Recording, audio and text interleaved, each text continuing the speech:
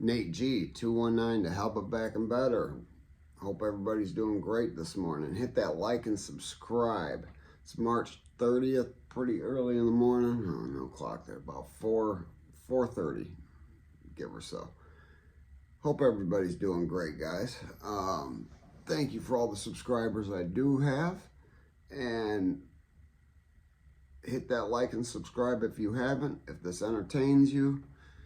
Today's story is not going to pertain to prison, but it's going to pertain to jail. One of the ways I went to jail on the road to prison. This was one of the felonies I had caught in, one of the 4 that made a mandatory minimum requirement anytime I'm arrested for a felony or convicted of a felony. Anyways, this was back in 2010. Between 2008 and 2012 was when my addiction started taking over. I had gone through a divorce. Mentally, my head was back in the streets. Physically, I was running around, carrying guns again, running around with the old homies. I got back into the game a bit. But I was partying a lot. And I mean, when I say a lot, I partied. White boy wasted, for real. So on one of these days, me and a couple of my boys, my boy who was driving the vehicle, had his pistols on him, 2 registered weapons, both semi-automatics, a 40 cal and a 45. So that's kind of key to the story. Kind of helped me get out of trouble at the end of it. Kind of proved the lie. So I had purchased a half pound of weed. Get home, start breaking it apart as soon as I get home. And I'm talking from where I picked it up at to the house was like a 2.5-3 minute drive. So it was just one turn and my house was down that road. And I'm breaking out the weed, and inside the weed there is a half of a roll of dimes. So for those of you that don't know, that ways makes things heavy. A half roll of dimes has some weight to it. And when you're purchasing a half pound of weed, that's a good difference. I couldn't tell you the exact amount of grams it made the weed short, but it was a significant amount of weed. A couple $100 worth. But, I had also gotten 5 Xanax bars. I had done 5 Xanax bars that I had gotten off the same guy. The guy's name, we called him Big Pun.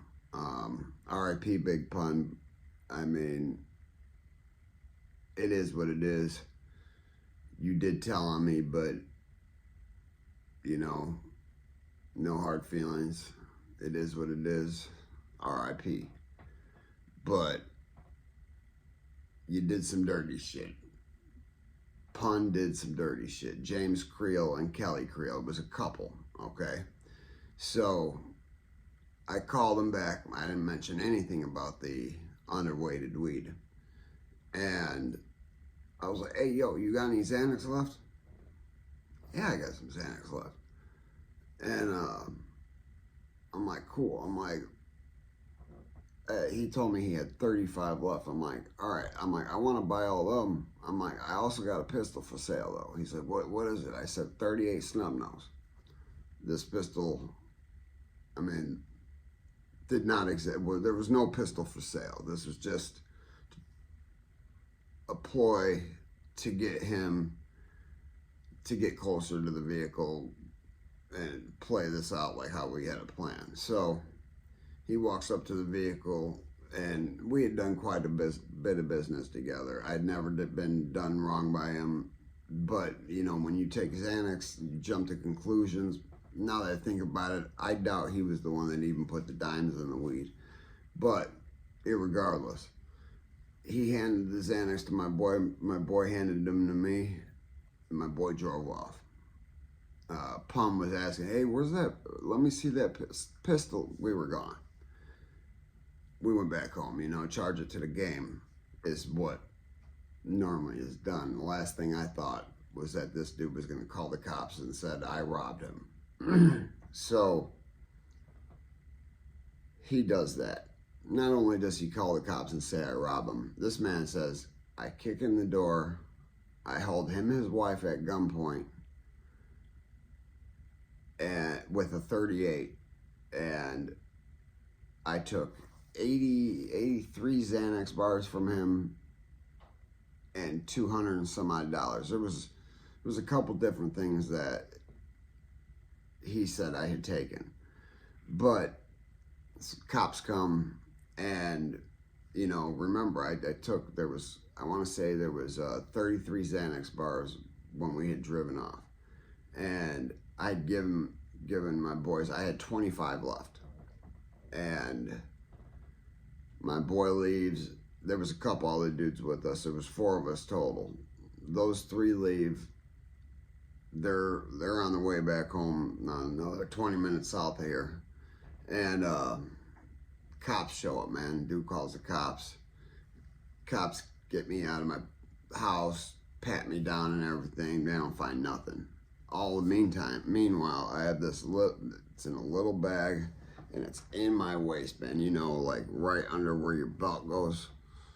And man, I'm sweating bullets because I know if I get caught, I'm getting charged with theft and maybe robbery, but I didn't know the details of everything he said. They didn't find anything. They told me what he said, and none of that happened is what I said. I said I ran into this man at the gas station. We had an argument. That was that. Well, by this time, those Xanax bars I had taken were kicking in. So I had a lot of I don't give a at all in me. And as soon as the cops pulled off, man, I jump on my phone. You bitch, I'm gonna beat your yada yada yada. Man, less than a minute later, there was at least a half a dozen cops at the house, and I'm going to jail. The cops were there. They were listening to me make the threats, so I'm being arrested for intimidation, harassment, intimidation, harassment, and theft. But they have no proof of the theft or anything like that. So, meanwhile, remember, these Xanax are in my waistband. Never had gotten them out of my waistband. I was too mad, nor did I care. Like I said, in those years, I was the addiction and the whole lot of I don't give a F's that just played a whole lot of role. And I'm on my way to jail. So the original arresting cop pats me down, finds nothing. And he, for some odd reason, drives me around the corner and pulls into the middle school parking lot where there's another cop car. So he gets me out of his car, and he's like, tells me I'm going with this cop, whatever reason, I don't know, I don't care, whatever, I'm on my way to jail, just get me there. And Xanax are making me feel really good, so I'm talking shit. And meanwhile, I was recovering from a broken sternum. So I had been jumped a few weeks before this, and my sternum was broken, was rehealing. That's a different story.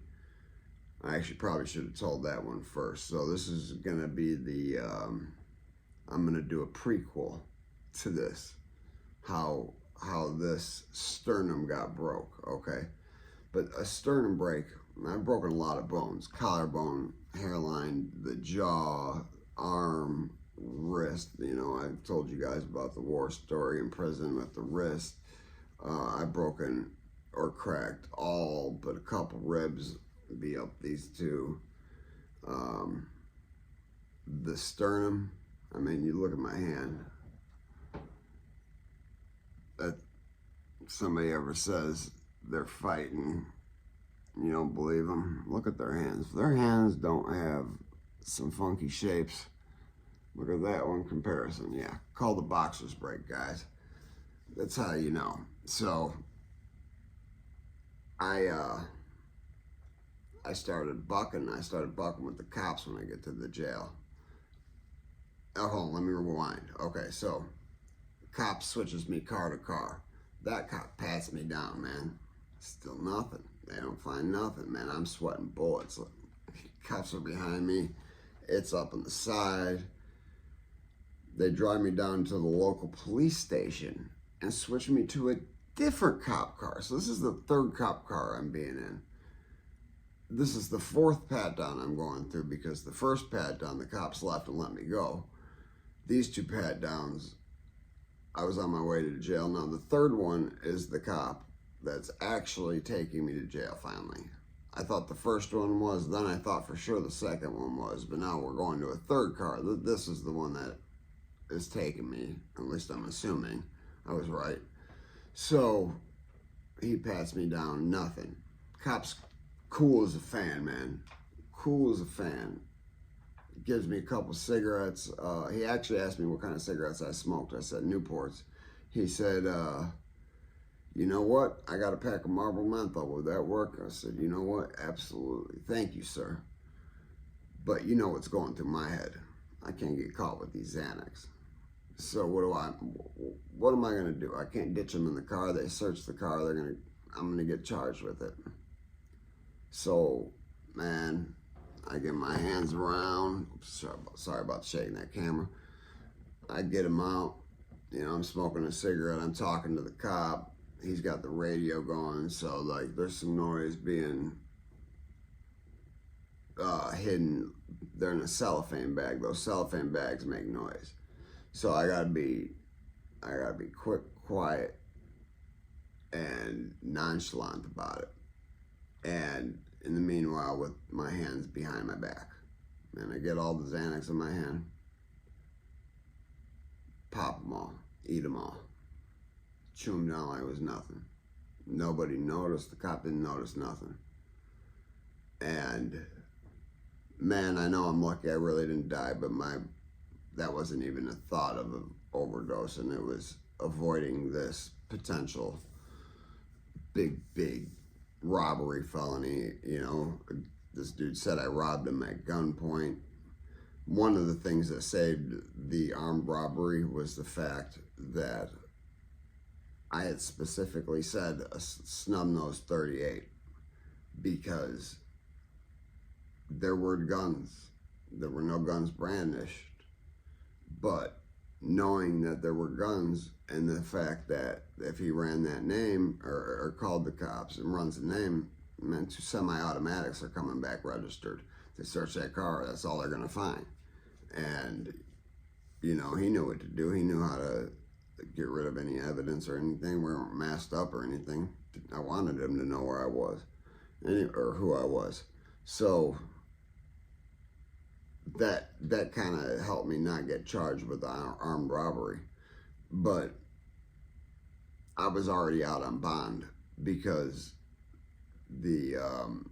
like I said, it was a rough few years. I was out on bond for I believe an OWI at that point in time. And yeah, I was out on bond for an OWI. I had gotten OWI on Valentine's Day of 2010, and that's the same day I got the sternum broke. So this is March. I'm being arrested while out on bond, and when you get arrested on bond, no bond. So I go to jail, no bond. So Xanax are starting to kick in now. Not just the 5, the other 25. Well, they got this phone, you know, I'm in a holding cell, there's holding cells back and forth, and they move this phone that's on wheels back and forth. You know, they give you some time on the phone. But what I don't know, you know, it used to be you can call one number for free. That used to be the case. It's not the case anymore. Hold on, time out. Coffee time. Go juice. Time in. So, phone finally comes to the cell I'm in, and I'm trying to make a call. It's not working. I'm trying to get the guard's attention. Officer Bowles from Porter County Jail. He's a weak, soft wussy. I'm just gonna keep it as nice as possible. Yes, Officer Bowles. Dude's a punk, and you know, I'm trying to get the phone to work. Nobody. I'm asking. He's like, "Oh, you got to get an account set up." I said, "Well, I'm, you know, legally allowed one free call. Like, get me this call so I can get my family to get shit set up." He ain't doing it.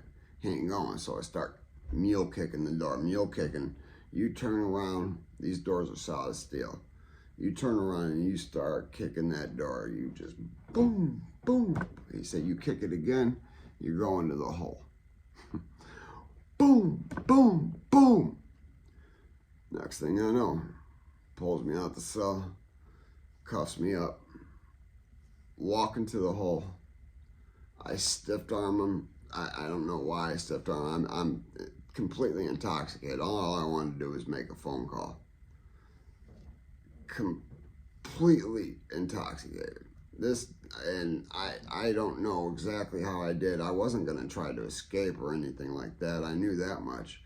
But next thing I know, I get slammed right down on my face with a knee in my back. Re-breaks my sternum. Or opens the wound back or whatever. I mean, hurt. And from there, I blacked out.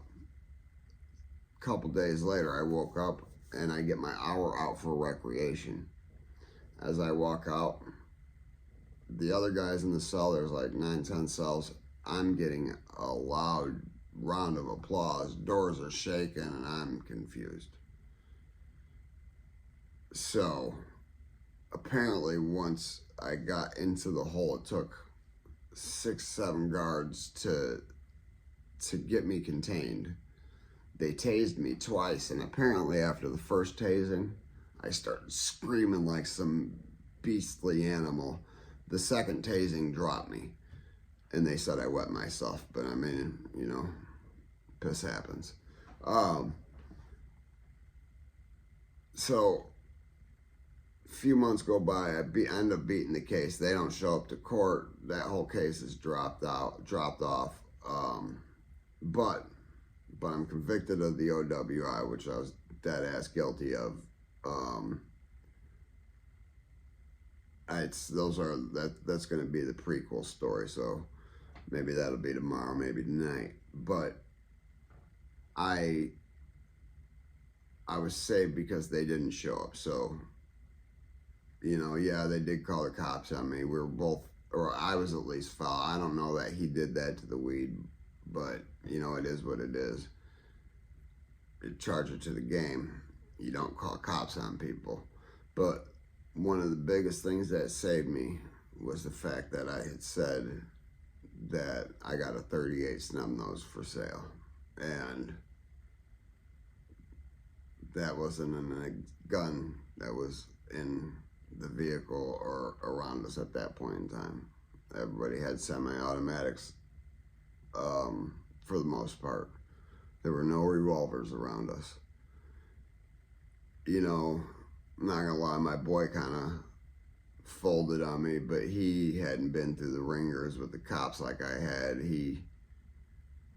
The cops told him I admitted doing some stuff, and I hadn't. He did say something happened. The cops told him I admitted going up to the door, and he said if Nate said he went up to the door, then he went up to the door. I never said I went up to the door. I didn't leave the vehicle. I was sitting shotgun in a minivan. You know, but these stories are not to encourage anybody to go down those roads. Like, not only could I have overdosed, died, I mean, the addiction was hell. I could have very easily been sent to prison for armed robbery. Like the county I live in, and all it takes is somebody's word. This county will hang you. It's nicknamed the country of Porter. So, like I said, 10-year sentence for a $20 bag of dope. And that's not an exaggeration. $20 worth of heroin. I got caught middlemaning, a 10-year sentence. So, I'm just using that as an example. It happens to most people, a lot of people. Many get railroaded. A lot of people now, they got the money. I've seen people get arrested cooking meth while they're on probation and not even do 15 days. Then they get caught dealing while they're on 2 bonds, and they come back to jail and don't even have to do another 15 days. I've seen people like that. It's either money or talent or both. Ain't no getting around it. That's the only way. I don't even get bonds, let alone violate some probation and not do at least a 15-day hold. It's usually a 45 for me. But anyways, glad that's done. Anyways, that was a quick one for you guys, and I hope you enjoyed. Hit that like and subscribe. Holla at me. Hit me up, Nate G219 on my Instagram. And hey, if you want to support the cause, Cash App Nate G21964. It'd be lovely. Trying to help some get some equipment and get some better things going. But my goal's to try to keep people out of the life I led, keep people away from that. And if I can change one person, I'm doing something right. And also, you know what? If they ain't hating it, you ain't making it. That's another one up.